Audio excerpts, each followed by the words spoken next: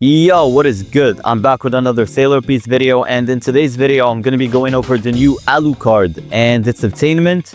I don't know why they made it a melee style. It literally has weapons, so it should go to the weapon category / sword. But yeah, I guess they wanted it melee, so yeah.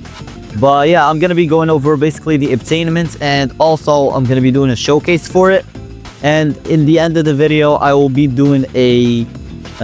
announcing a giveaway, so stay tuned for that. And also go over what they added in this update, such as races, for example, the Kitsune race right here. But yeah, for now, I will start with the attainment. So for the Alucard NPC, you will find him at the back of Sailor Island right here.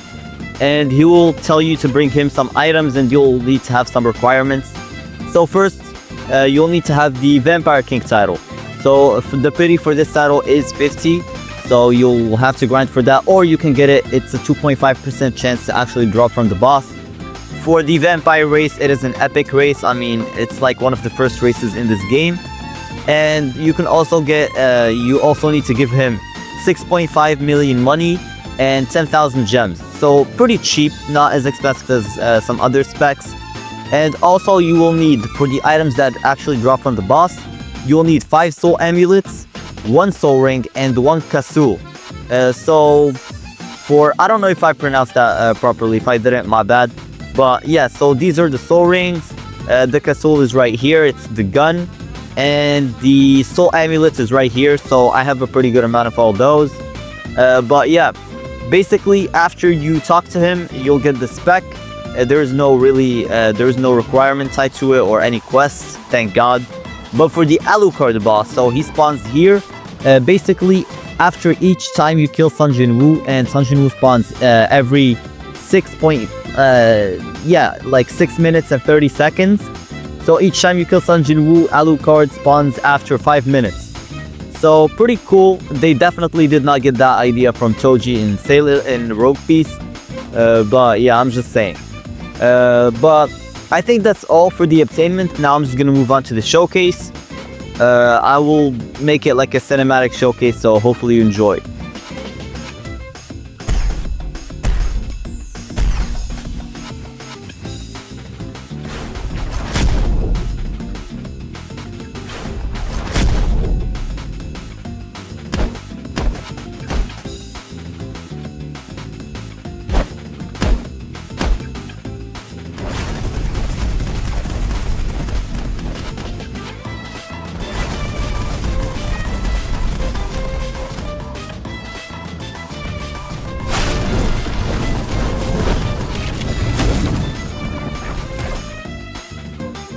Alright, so now I'm gonna move on to the basically the stuff they made, the other stuff they actually added this update.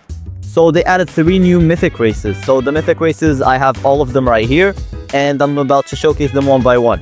So first, basically the best one in this update is the Kitsune race.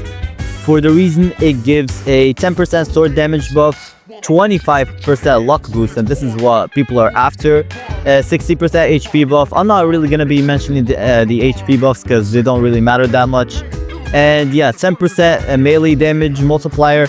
I mean, they could have made them just like melee and damage, or just like made it a 60% damage buff overall. But yeah, I guess they want to separate it, and it also gives like a 50% additional damage buff. So yeah, it is better. It is almost the same as Shadowborn when it comes to damage. Shadowborn is a little better for Sid damage though. But yeah, I'm gonna move on to the other races. So we have the Leviathan race. So the Leviathan race is more of a sword focused race.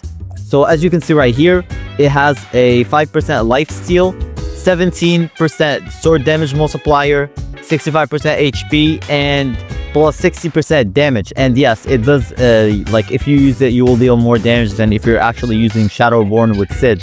So yeah, this race is worth using, but the damage is not really gonna increase by that much. At least for me, it only increased by like 100,000. So yeah, in a game where bosses have millions, it's not really that crazy of a difference. Now I'm gonna move on to the last race, which is the Oni race. So for the Oni race, by the way, I forgot to mention, but all of them have, hopefully you noticed it, but they do have custom accessories. For the Oni race, he has the most noticeable one though, and in my opinion, the coolest one. If you have a cool face accessory, then damn, oh, the boss spawned, but I'll go over him in a bit. Basically, for this race, it gives a 10% damage reduction, 20% melee damage multiplier, and a 55% damage buff, also a 65% HP buff. So this one is directed towards melee, but yeah, it's pretty cool. I like all the races they added, all of them are pretty unique. So yeah, now I'm gonna go to the boss right here. So as you can see, pretty cool model. I mean, it is Alucard, it's not really anything crazy. For the, as you can see, the items, the Kasul is 2.65%, Blood Ring is 2.65% too, and the coat, which is the new accessory, let me show you right here. So for the coat, it is I have an E3, and it gives, hold on, let me equip it. So as you can see, it gives a 55% defense buff, 49% damage buff, and 21% damage reduction. So yeah, that is E3. And of course, this update, they did add it so you can equip, no, not equip, so you can actually get your accessories to E5. By the way, also keep in mind that the drops you're seeing right here is from all my buffs combined, and they did add the new luck title. So if I go to the title merchants right here and go to the boss kill section, you will see that after chosen one, they added the Blessed Sovereign, which gives 32.5% luck boost, which like a lot of people appreciate, especially if you're very unlucky. Let me kill him real quick. So he's not really like a crazy tough boss. I'd say he's pretty easy to kill, at least if you got the right stuff. Now I'm gonna move on to the Shibuya to show you the new NPC they added. So if you go to Shibuya, you'll see that they added the new Blessing NPC. So for blessings, they give like an extra damage buff to your either melee or sword. So B5 gives a 15% damage multiplier, which is basically free. So if you're a beginner, take advantage of this and bless all your items. There are no requirements to this, or if there are, I don't know them because I literally can't see them. But yeah, as you can see, after B5, you will need a new item they added this update, which I still have not gotten. It's called Adamantite. It's very, very rare from what I've seen and from like the time that I AFK grinded.